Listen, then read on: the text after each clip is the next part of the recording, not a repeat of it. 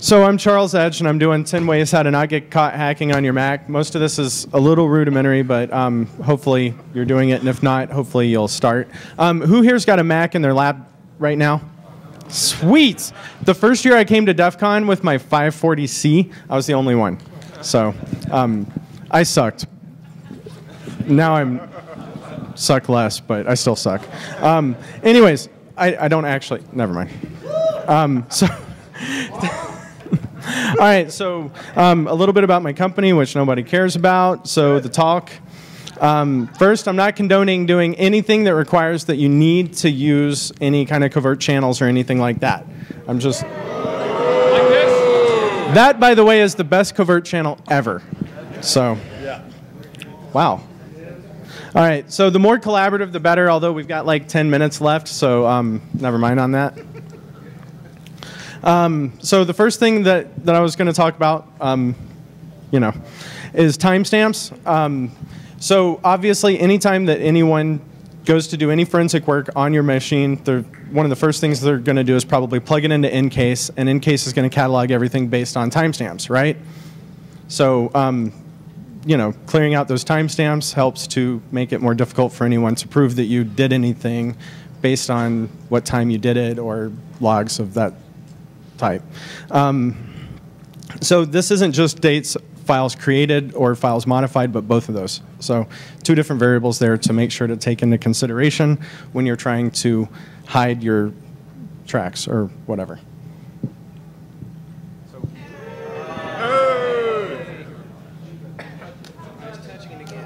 Don't touch it! Don't touch it! Don't touch it! Ah! So throw the ball at that guy. I didn't just do that. Yeah, tell me about it.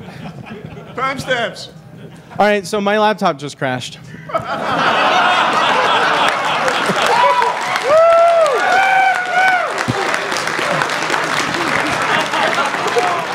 Oh, wait. To cover your tracks. All right, so we're gonna do this. It's back. We're gonna do this like low budge style. All right, so when changing the timestamps on every file, make sure to do it on everything.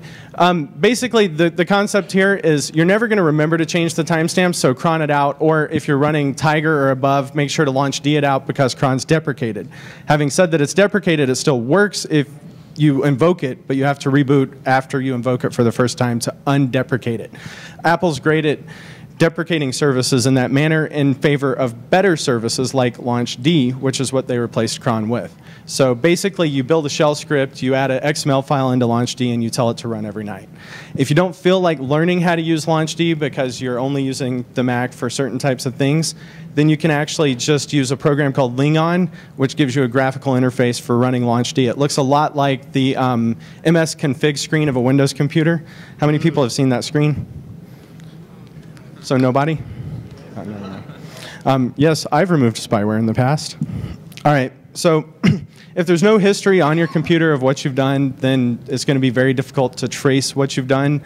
So clearing out those history files, not just removing the timestamp, but removing the actual history, specifically your shell history, and that's not just your shell, but your root user's shell and any other users that you happen to log into, and also the shell of the remote node that you might happen to be tapping into.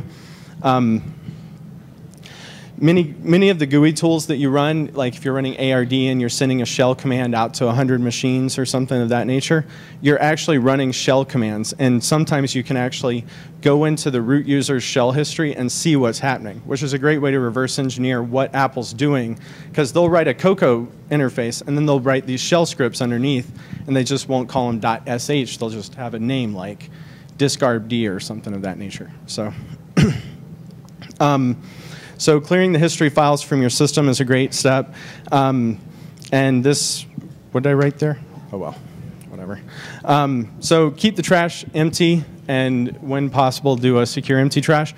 Personally, on my machine, I have it tabbed out so that every night it does an SRM of my machine, which is just the actual command. The SRM is just the, is that better? Yeah. Why didn't you say something sooner? You didn't want to be that guy that says, speak up. Anyways, sorry about that. Dude, it's Intel.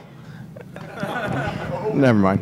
All right, so just throwing a file away doesn't get rid of it, blah, blah, blah. Emptying the trash is basically in an Apple, you can go and under, well, not under that, but there's this whole secure empty trash. There's actually a command line shell for that, SRM. So SRM has a -F. If you're going to script it out, make sure to put that in because it forces the emptying. Otherwise, if you have a script that runs at, let's say, 3 a.m. or if you're like me, 5 a.m. because you're still up at 3 a.m., then the -F will force it in case there's a file in use or hidden or something of that nature. So you can also use the -M flag, which you can use with the -F flag, which will do 7 passes of random data. And hopefully whoever's doing forensics on your machine doesn't have an electron microscope, because otherwise I don't think they're going to find it, right? Does anyone disagree with me on that, by the way? No love. Come on. Anyways. All right, so while you're looking at your logs and your history, don't forget to trash your firewall logs. Apple has IPFW.log, which will often log outgoing requests as well as incoming requests. It definitely logs everything from a stealth mode perspective. So anytime it kicks stealth mode in, it goes ahead and logs that. So don't forget to delete your log archives, although if you're deleting your logs every night, that won't really factor in, but that's still something to remember. How am I on time? I got 10? Sweet. Halfway through. OK, so who here uses File Vault? Who here's managed to actually decrypt a File Vault? OK, so if you're using an Apple and you're not using File Vault and you're doing anything that you don't want anyone to intercept, what's the logical conclusion of the fact that no one raised their hands that they've been able to decrypt a File Vault? Use Firewall? Yay!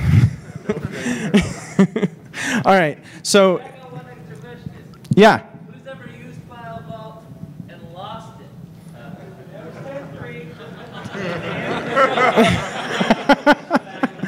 And who backs up?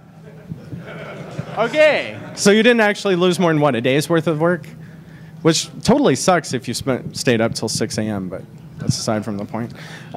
Yeah, I've lost my File Vault too, but not since 10.3. And I still haven't lost any sparse images that aren't automatically created. So another thing is you can actually create a sparse image inside of File Vault. Therefore, you need 2 separate discrete passwords to actually unlock it. File Vault can be unlocked using one of 2 different passwords. Is that better? Using one of 2 different passwords, a master password and your regular password. So make sure that both are strong, blah, blah, blah. Your root password will not unlock the File Vault. So I use encrypted disk images for everything, especially hiding prawn from the wife. Bad joke, sorry. I couldn't help it. So like with File Vault, the encrypted disk images store the files in an encrypted manner. It's all pretty much AES. By the way, is there anyone from Apple?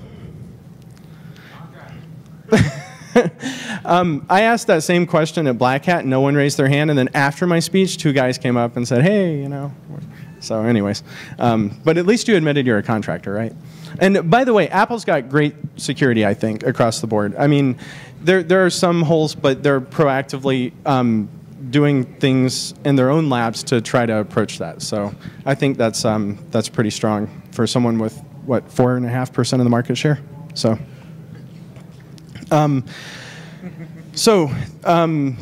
File Vault stuff's easy to use. If you don't use encrypted disk images, you can always also, or in addition to using encrypted disk images, you can use secure channels. The metadata in music files, which, who here has seen Johnny Long talk? Not nearly enough. His latest talk is pretty funny. So if you haven't seen him, make sure to hit that. And then, you know, steganography, hidden images in iPhoto and things of that nature.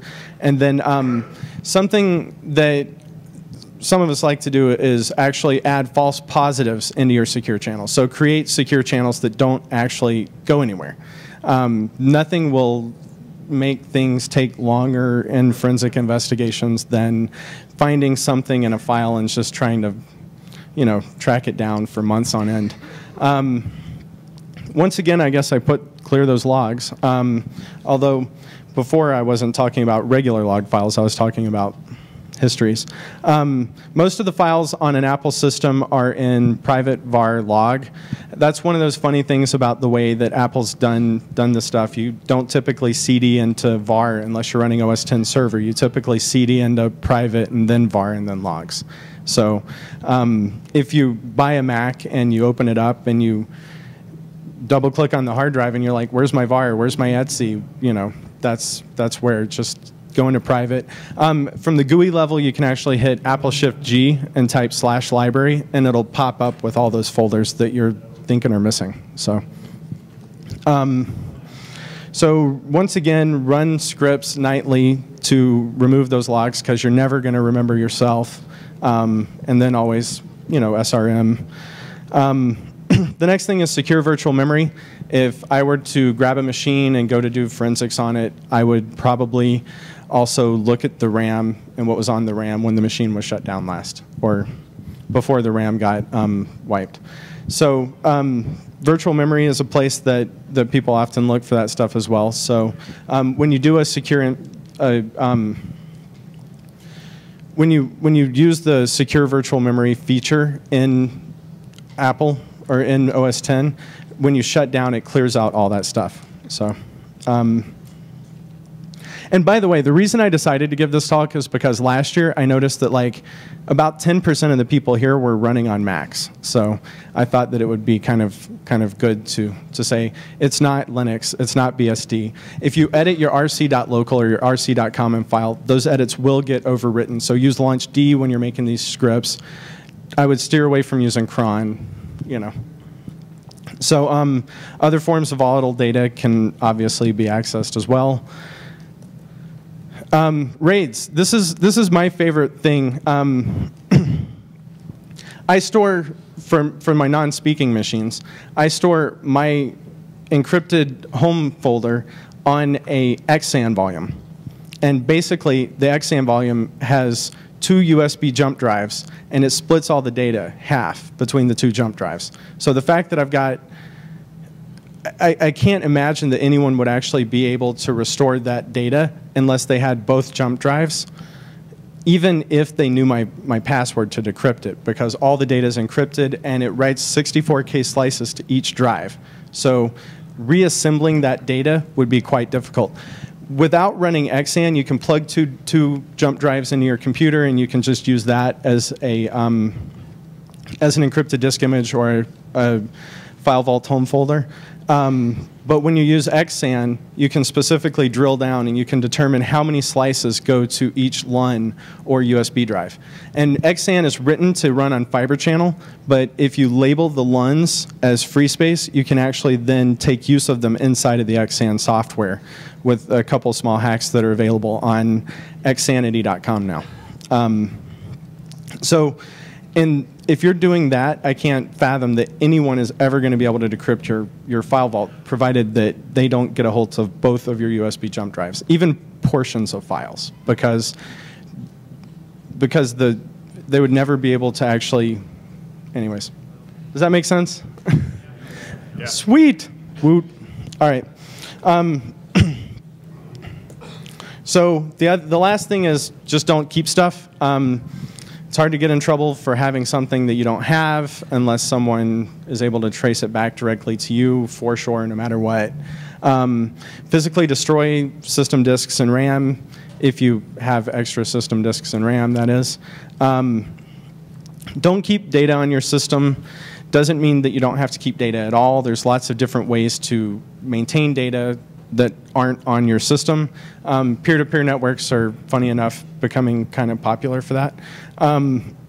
Secure channels on untraceable remote systems, which peer-to-peer networks. And then if you don't compromise the system too far, no one's probably going to find what you've put on the system.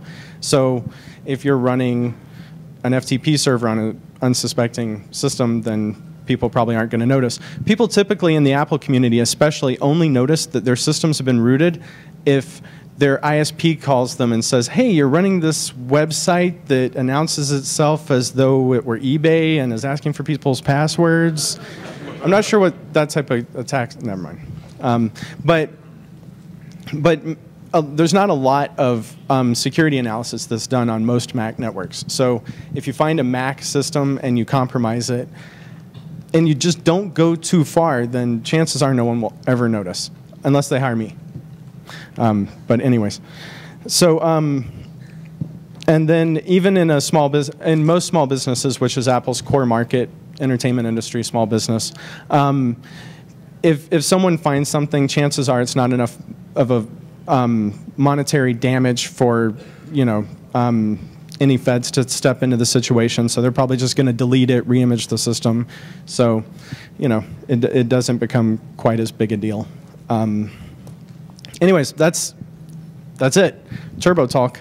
I kind of did it a little fast because I didn't have that much time. So I think we got a few minutes for Q&A. Are you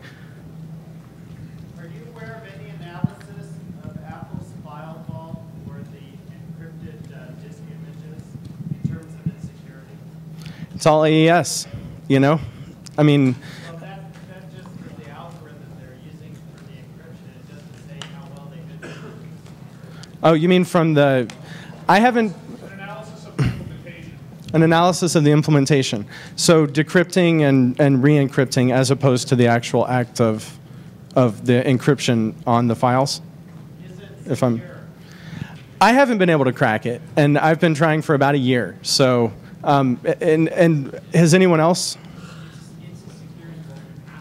It's as secure as both your passwords. I mean, in transit, one exception is if you're using network home folders and you're not using a public key infrastructure, then there are times when the passwords are submitted over the network, but that becomes more of a networking thing rather than a localized troubleshooting thing. This image But isn't encrypted with the actual password. It's encrypted with the key, and then the password's encrypted. So the actual password's only encrypting a small part of this image. The rest of the AES is actually being done through the actual key that's encrypted with the password.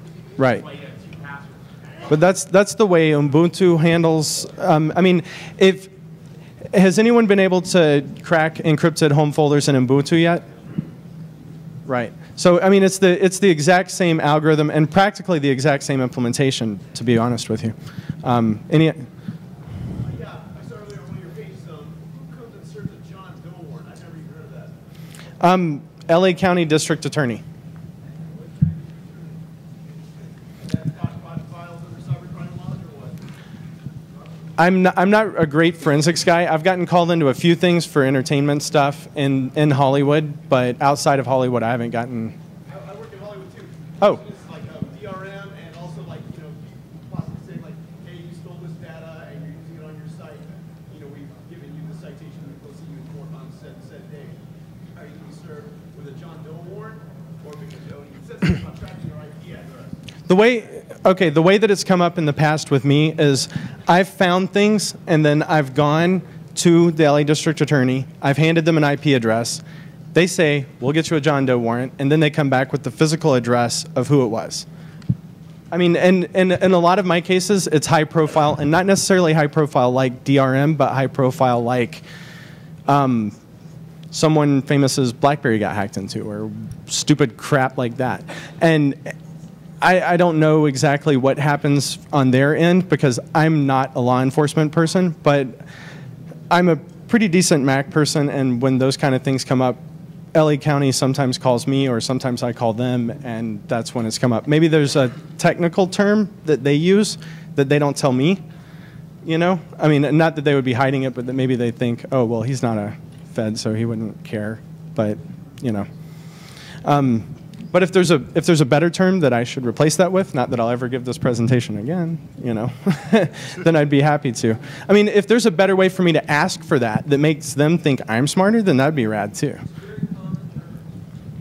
John Doe warrant. It's a very common term, he says. Federal, state, local level.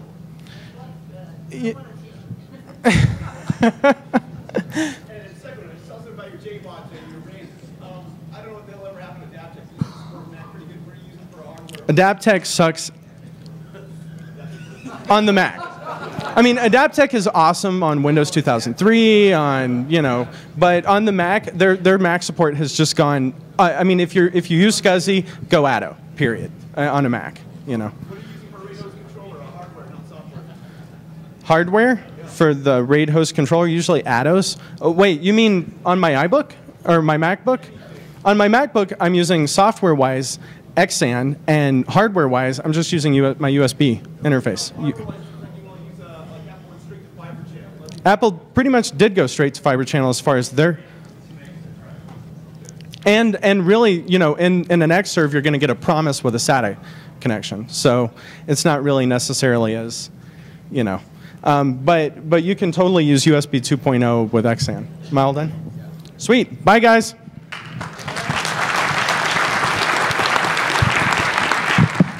Thank you.